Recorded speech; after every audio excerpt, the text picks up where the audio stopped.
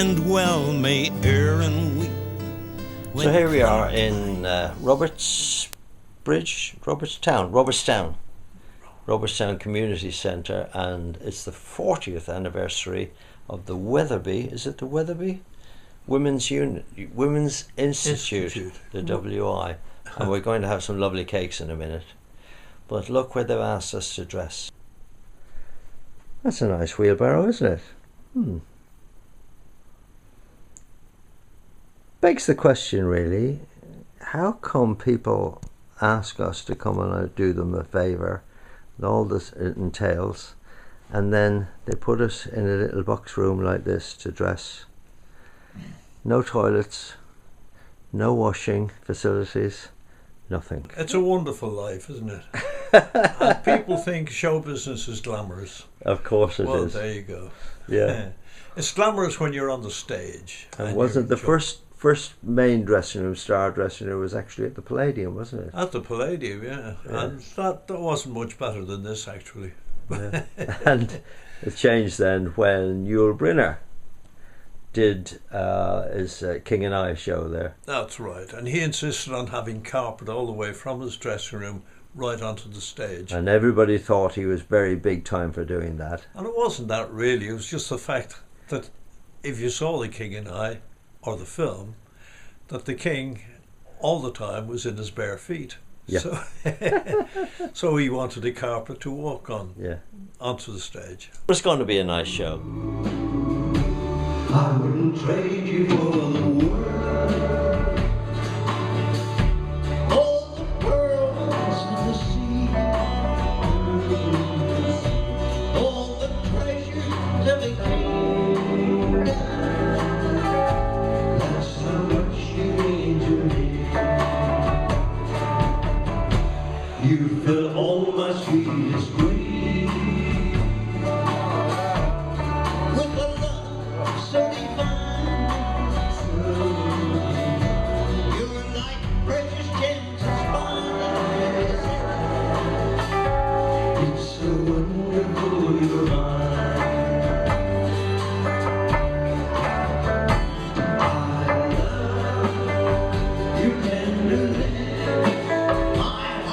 Hello! Hey! Sarah taking a picture. And there's the girl herself, Stephanie. That's better. Stephanie's birthday. And we're having a lovely party. Isn't this wonderful? Stephanie and I go back a long, long time. Take a photograph of this. Look at that for fishing ships. That is astonishing. Isn't that wonderful, Stephanie? Yeah. On the table. Is that good? Well done. Would you like me to get you a knife and some plates? Yeah, everybody can have some cake. No, I'd like to thank everybody for coming and doing all what they've done and decorations and that. Made her day. And, oh look. Anyway, I'd like to. And there we are, Dublin Airport. This should be fun. There she is, wending her merry way. Well, here I am in the park where I was born. It's all changed. And this is Tyrconnell Park. And there, believe it or not, is 140 Tyrconnell Park. There's the house where I was born. 140. Con, my brother, recently sold it, and there it is. Lovely. And this is Tyrconnell Park.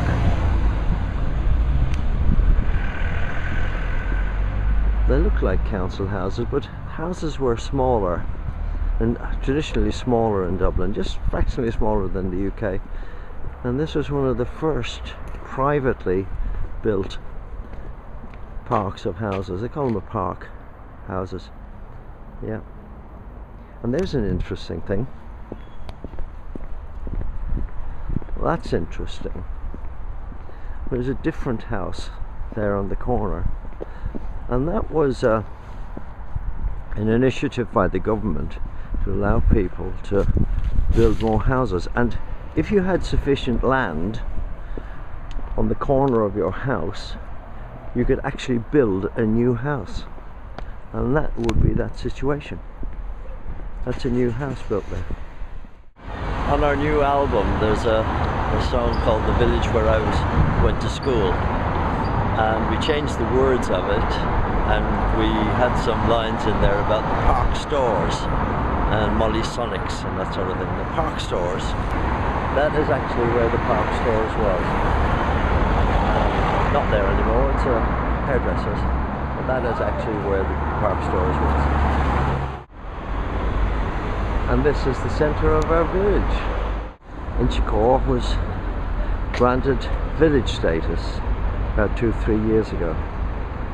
It used to be a village outside Dublin, and then it was absorbed into Dublin, and now we've got it back to being a village again. And there's the famous Black Lion pub, wonderful pub over there.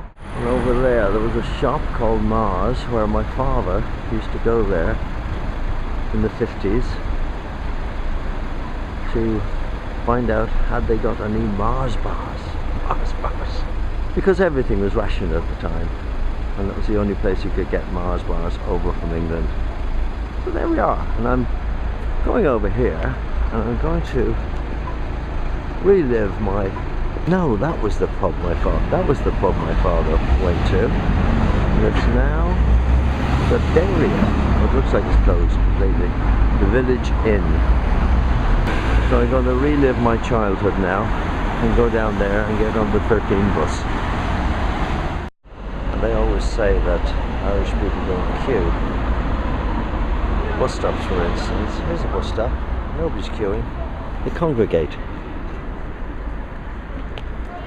And of course, Irish people all talk together. So we'll be all talking in a minute. When we get in the bus, we'll all be talking. Here we are, arriving at College Green.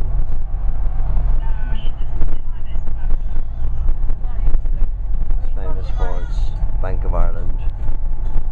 Oh, that's the building there where they put an extra story on the top. You couldn't make it up. Put an extra story on the top and didn't tell anybody, and then they were found out. They were made to take the story off the top. It only happened in Ireland. But this is College Green, and there's that's Trinity College exactly opposite. That's why it's called College Green. And that's the famous Bank of Ireland building, which was featured in the rebellion of 1916. And in a minute we'll have a little closer look at it. All these tourist shops, all over the place, and I can't believe it. It's seemingly a requirement of insurance. Every shop has got security, big security guards. Unbelievable. This is O'Connell Bridge, by the way. O'Connell Bridge, the famous O'Connell Bridge, over the Liffey. And that's the spire, the spike, they call it. And that building there is now, oh, the bus is in the way. That building there was built by Bill Fuller, and we did an awful lot of shows for Bill Fuller. He used to be operating around Coventry and Birmingham. He had ballrooms, and a friend of ours who managed the ballrooms used to bring over a suitcase full of money, every week. That building was built with the suitcases of money every week. Quite astonishing. On that, in the distance, you can see is a famous spike. They had in the middle there of O'Connell Bridge. And by the way, this is the widest thoroughfare, widest street in Europe. Amazingly, isn't it? Amazing. And this is, of course, where the rebellion happened. And the British sailed a gunboat up the Liffey and parked it about 100 yards down there, and then blasted the whole centre of the city. The whole centre of the city was blasted. Sad times. That was in 1916. In the middle there, about 20 years ago, they built a fountain, a long fountain, and they put a statue of Misha-Era, which is a mythical lady representing Ireland. And what the guys used to do is put fairy liquid into it. So when the fountain went off, there were bubbles all over the place. And everybody called Misha-Era, they called her the floozy in the jacuzzi. Could only happen in Dublin. That's the Liffey. Beautiful, isn't it? O'Connell Bridge. It was originally 1794 it was built. It was originally called Carlisle Bridge. I didn't know that. It was rebuilt by the Dublin Port and Docks Board in 1880, and it was renamed O'Connell Bridge, of course. That's O'Connell, by the way, Daniel O'Connell. He was he was a Protestant. Most of those guys were. Well, he had the biggest political meeting ever in history. He had 250,000 people. That's 750,000 people at Tara Hill. And beggars believe in how did people hear them? There was no sound systems in those days. Well, that is Daniel O'Connell. We'll go over closer in a minute because we can still see the bullet holes from the rebellion. The British brought in tanks and armoured vehicles. This street was completely a battlefield. People have no respect for red lights whatsoever. And even though the red lights for walking were on, all the people just walked across. You never get that in England. Oh, it's Burger King now. That's where I used to walk into O'Connell Street from my school. And we met upstairs in that place. It was ice cream parlour in those days. And now it's Burger King. Burger King. O'Connell Street. Isn't it gorgeous? So cosmopolitan now. It's hard to hear an Irish accent actually. Everybody is foreign. Tremendous tourist trade in this country. Tremendous. They're going to try and go to a pub and have some oysters and Guinness. I may succeed. Remember, that was a nice pub over there. We used to do oysters and Guinness. Probably still do. We'll pop over. Oh, and I didn't look. I didn't show you the bullet holes. Let's go over and see the bullet holes. There we are. On the right breast. A bullet hole. Can you see it? We'll try and zoom in a minute. See very more bullet holes. I just remember there were. No, I can't see any. My memory tells me there were loads of bullet holes, but there's probably repaired them all. Oh, there we are. In our left breast is a bullet hole. Left breast. Oh, in her arm is a bullet hole. There's a bullet hole in her arm. Yeah.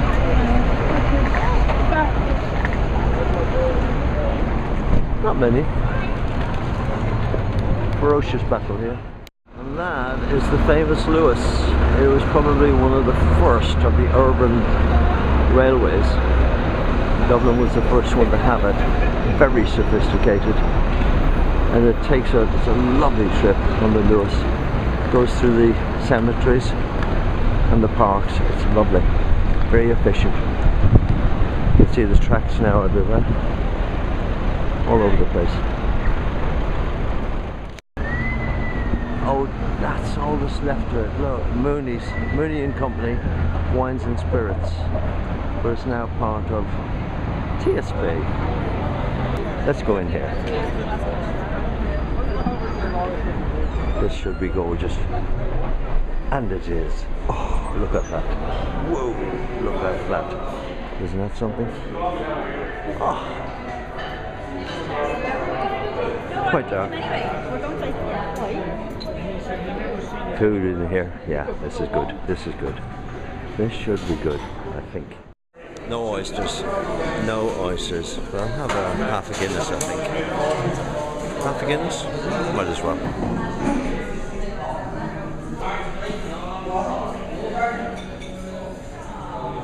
That is a bit special. Let's see. Yeah.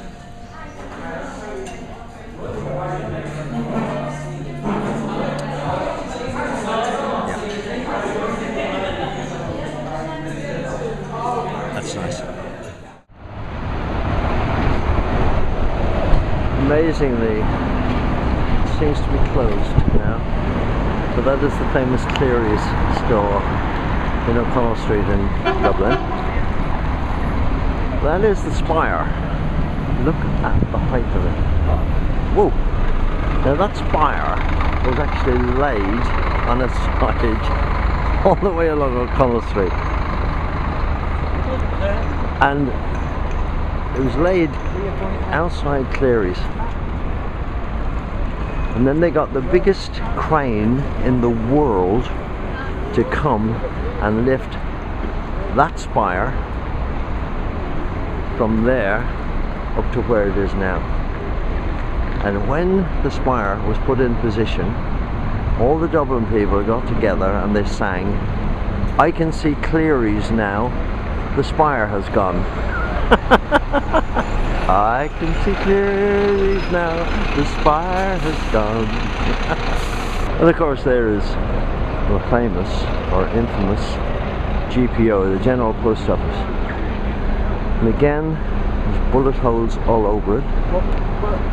Most of it was knocked down actually. It was completely smashed down by the British Army. But you can still see, up over the road carefully,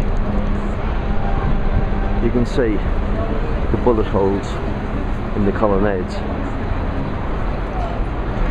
And there were 19 signatories of the Declaration of Independence, and 9 of them were from my school, where I'm going tonight. And not my school, I'm going to Kirk Park Hotel and have to do a speech. Well, this is a rather famous place I'm standing on now. We'll go inside and you'll see how astonishing this is. Here we are, the General Post Office, built in 1814 to 1818. It was destroyed during the Easter Rising of April 1916 and rebuilt and reopened in July 1929. But they left all the damage to the outside, which I think is nice. Isn't this something special? And this is where it all happened. And there is one of my favourite statues. And that is Cuchulainn. Oh, you can only see it from the outside now. Yeah, that's Cuchulainn. This bronze statue of the legendary Irish hero Cuchulainn is a memorial to the participants of the 1916 Rising. He was mortally wounded in battle, and Cuchulainn tied himself to a pillar so that he might face his enemies even in death. Only when a raven perched on his shoulder did they dare to approach. Isn't that lovely? Wonderful. I've got to buy 2 stamps. I have to buy 2 stamps. And they've now got a tour. Oh, I've got to see this. I have to see this. The GPO Witness History. Well, that was O'Connell Street at the time it all happened. And an uncle of mine, Uncle Tommy, was there as a kid, and he was knocked down by a Bren gun carrier, British Bren gun carrier, and he was smashed to pieces. His leg. It was like that all his life. So here we are, we're going down into the dark here. Now, I suppose I'll go this way. And that is the picture of O'Connell Street, and that's the O'Connell Monument there. Look at the state of the GPO, the General Post Office. Absolutely wrecked. Wrecked. And of course, virtually everybody inside killed.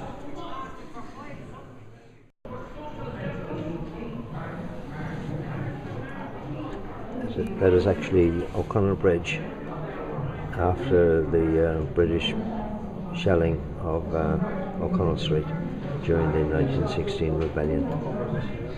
Quite astonishing. Fascinating. These are the guys that actually started the rebellion.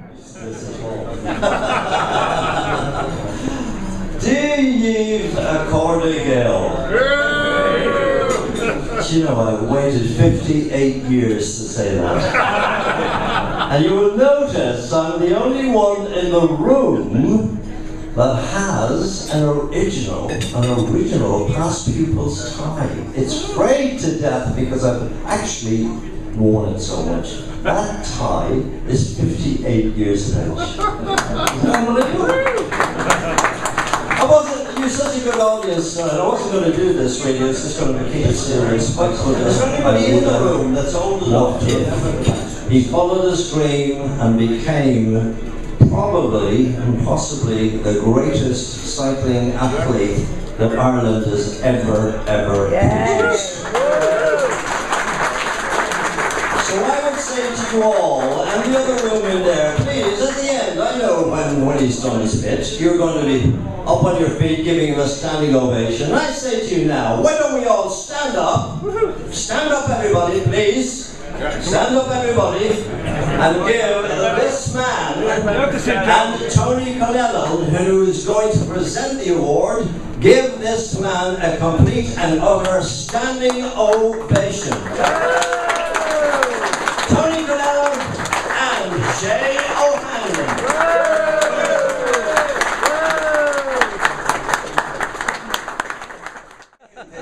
The second thing is that in 5th class in the primary, 5th year, I was taught by Michael Conlon, who used to read the 10 o'clock news in Irish on Radio Ireland. And one day he left the class. And this is an Irish birthday. The whole Cutter family. Look at that. There's a kitchen for you.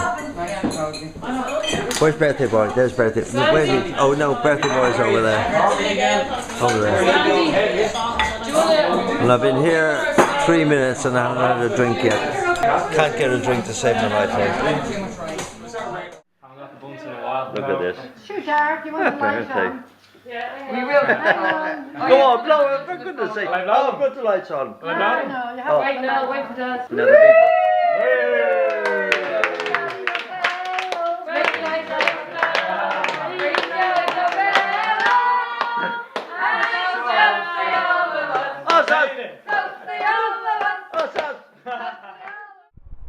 And this is the church where everything happened to me as a boy, as a child. About, what, half a mile from my house where I was born. And that is a replica of the grotto at Lourdes where famously the Virgin Mary appeared to the 3 children. That is an exact replica. And people come here a lot, and they light candles. And then they have services, and there's the pulpit where they have the services. That used to be closed to everybody, and now it's open, which is very nice. And it's the grounds of the monastery where the priests live, the Oblate Fathers. Very dear friends of mine are Oblate Fathers, Ned Quinn, Father Paul Byrne, and they married Sandy and I, and they married my son Oliver over in Spain. Flew over. Isn't that lovely? And that's where they live, the monastery. And that's the church, huge church, the Oblate Church at Inchicore. I suppose famous throughout the world, really. That's the school there, which is in the church grounds, which Con went to. pre-prep before we went to O'Connell, the O'Connell School. And that's the main entrance to the monastery. Here we have the entrance to the church, which we'll go in, see what it's like. It's probably still exactly the same as when I was a child. I hope you can see it. It's pretty huge and exactly the same as I remember it. They didn't have this walkway here in my day because of probably 1,000 people in here for Mass every day. Isn't that beautiful? The side chapel over there. And then we have the confessionals, the famous confessionals. And there they are. Still there, just the same. And we used to go in there as kids, and I still tell of it in my after dinner speeches and that for fun. And we used to queue up as boys in those pews. And we used to wait for the priest to call us in. And when we'd go into the confessional, the priest would shout and shout at us, "What did you do? You'll burn in hell. You'll burn in hell." There's the choir. And the fabulous organ, and that's where the choir is up there. Isn't that beautiful? And not one soul in here, and it's Sunday. Sunday and not one person in the church. Look at the amount of confessionals all over the place, all over the place. But those days are well gone. Maybe it's good, maybe it's bad. Vietnam, 10 days, €799. I mean, that is astonishing to see that as an advertisement. And can you believe it? A particular place for people to study, use laptops. Very, very sophisticated. Ireland, the island of saints and scholars.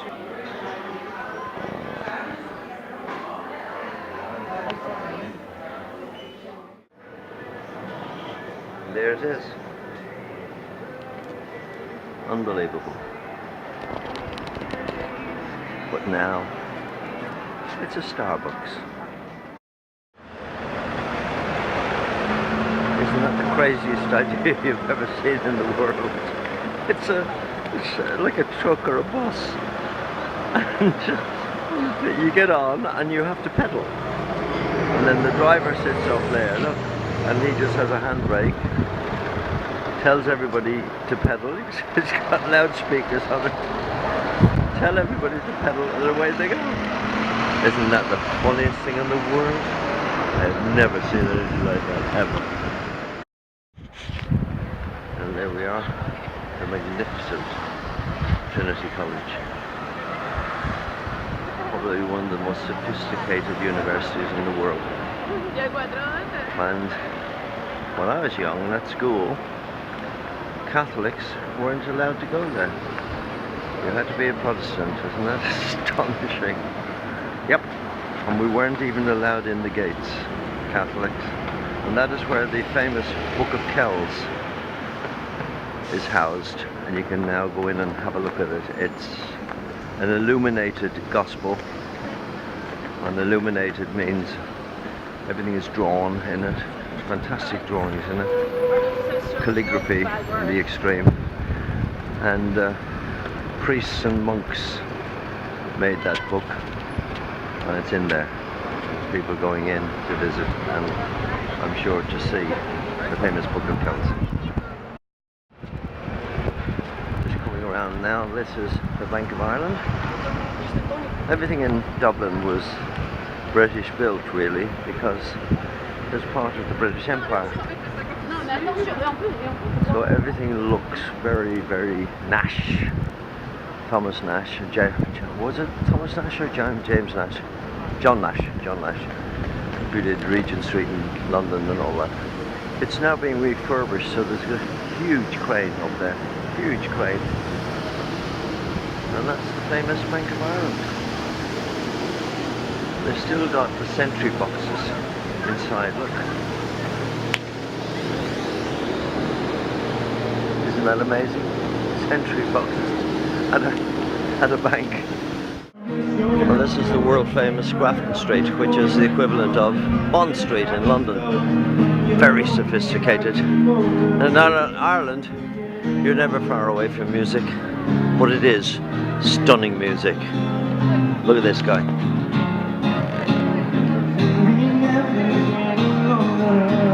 Beautiful songs.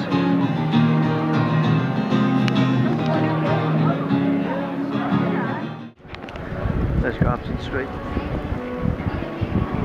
Amazing. What I like about Dublin and Ireland is we fly the flag all the time. There's the Irish flag all over the place. Why don't the British show the British flag? Amazing to me.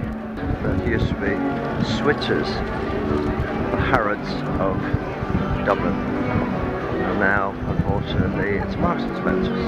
Not to worry.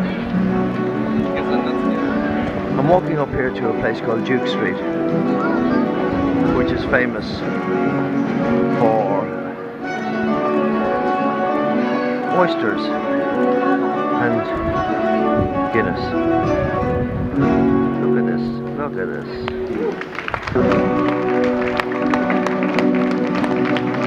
Full concert.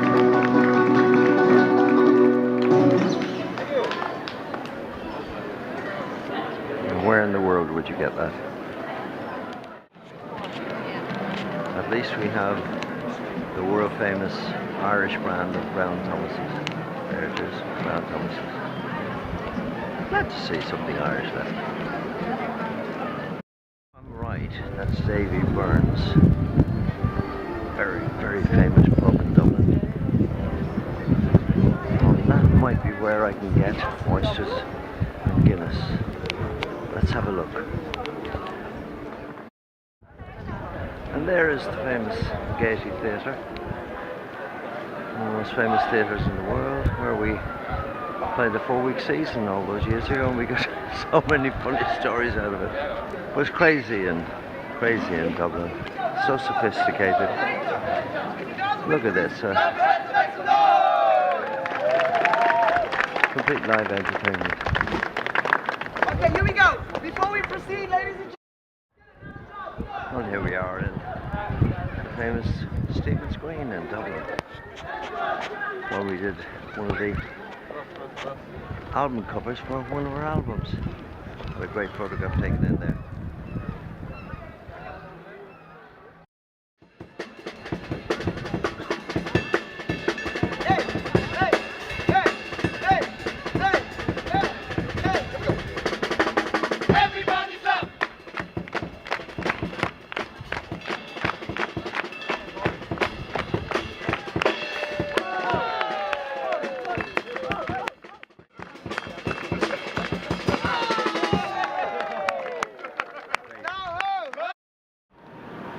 And there's the doorway where an evil man dragged me in when I was about 4.5, 5 years of age.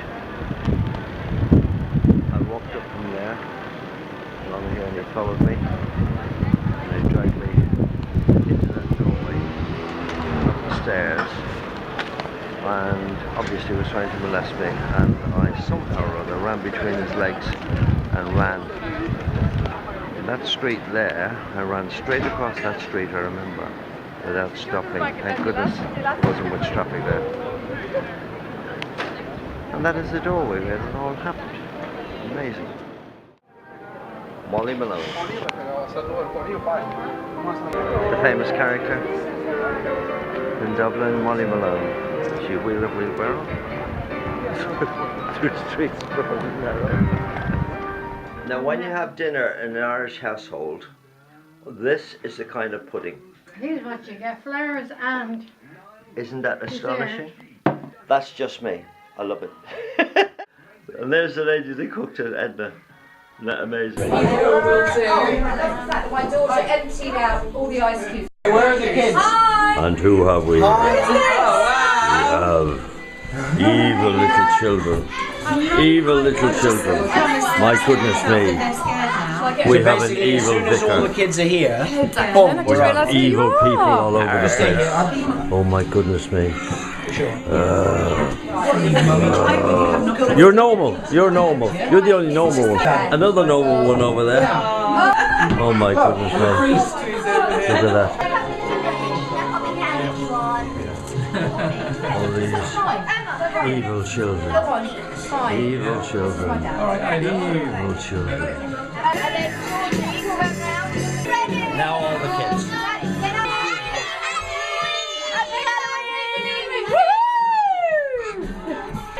What a gang. Well, I suppose you think this is Jack saying goodbye for this month, but it is not. It is Dracula. Dracula. Dracula.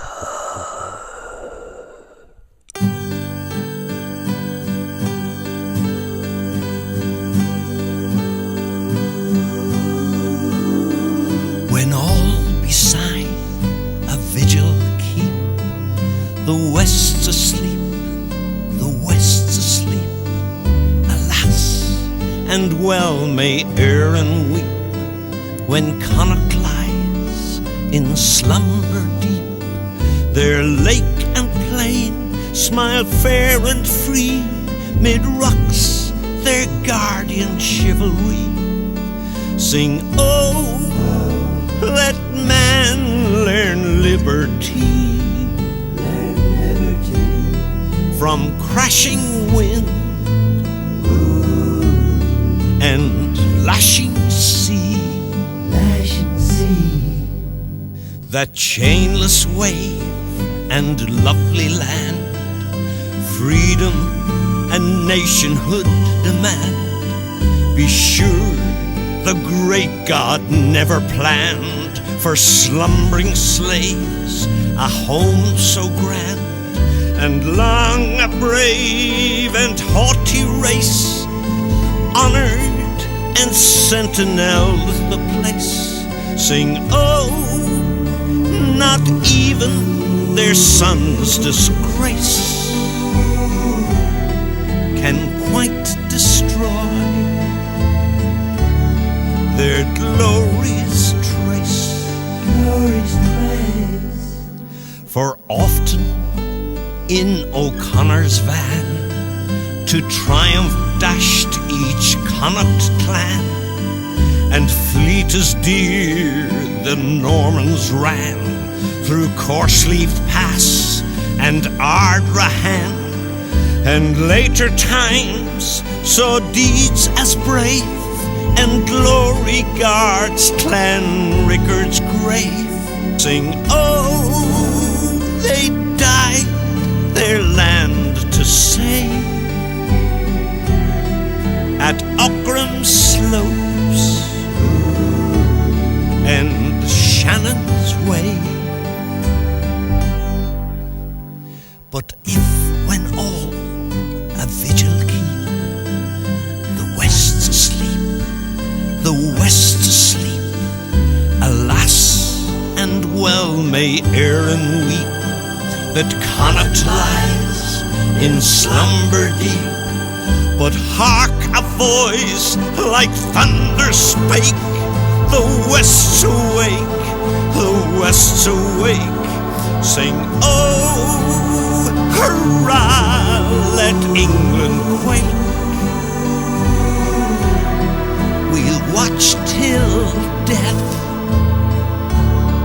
for Erin's sake.